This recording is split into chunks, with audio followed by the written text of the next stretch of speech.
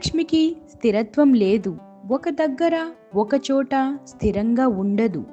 లక్ష్మి చంచల మనస్సు కలది. స్థిరమైన జీవితం కూడా లేదు. అయితే ఉన్న 4 రోజులు ఉయ్యాలలూగిస్తుంది. అందరినీ అన్నిటినీ దాసోహమనిపిస్తుంది. తన శక్తి ఏమిటో ఎంతటిదో చూపిస్తుంది. అందుకే డబ్బుకు లోకం దాసోహం అంటారు. ధనం మూలం ఇదం జగత్ అంటారు. లక్ష్మికి 4 చేతులుండే కారణం ఇదే.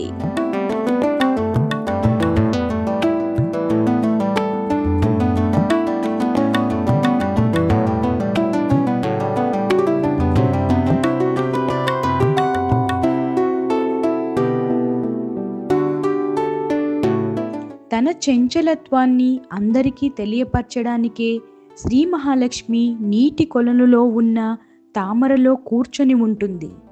నీటిలో ఉన్న కలువ పువ్వు నిశ్చలంగా ఉండదు.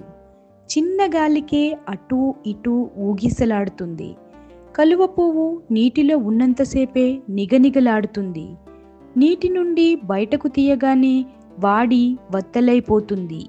డబ్బు కూడా పెట్టెలో భద్రంగా ఉంటేనే మనిషికి శక్తి ఉంటుంది. బయటకు తీసి ఖర్చు పెట్టేస్తే మనిషి శక్తి సన్నగిల్లుతుంది. అన్ని విధాలుగా మనిషి కృంగిపోతాడు. లక్ష్మీదేవికి 2 వైపులా ఏనుగులు ఎందుకుంటాయంటే, గజబలం ఎంత గొప్పదో ధనబలం కూడా అంత గొప్పదని మనం తెలుసుకోవడానికి. ఒక్కరోజుకి వాడిపోయే కలువ పువ్వులో లక్ష్మీదేవి దర్శనమిచ్చే కారణం ధనం శాశ్వతం కాదు, ఏదో ఒకరోజు మాయమైపోతుంది అని అందరికీ తెలియజెప్పడానికే. నీటి అలలకు, చిన్న గాలికి, ఊగిపోయే కలువకు అర్థమేమిటంటే ధనం నిలకడగా ఉండదు అని.